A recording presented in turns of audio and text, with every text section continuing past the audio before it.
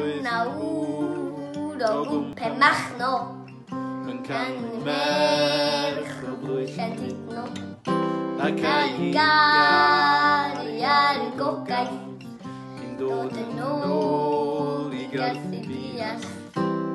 Roedd hi'n hogan iawn nad yn belch yn garej hyn fwy iawn yn y bôn.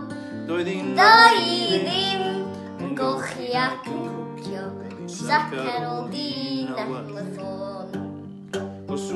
Ganddo mae gŵr o Penmach nos o grau ffrindiau sy'n thai. Mae ganddo ferfa welis exactor i dau i gasgol i'r haid.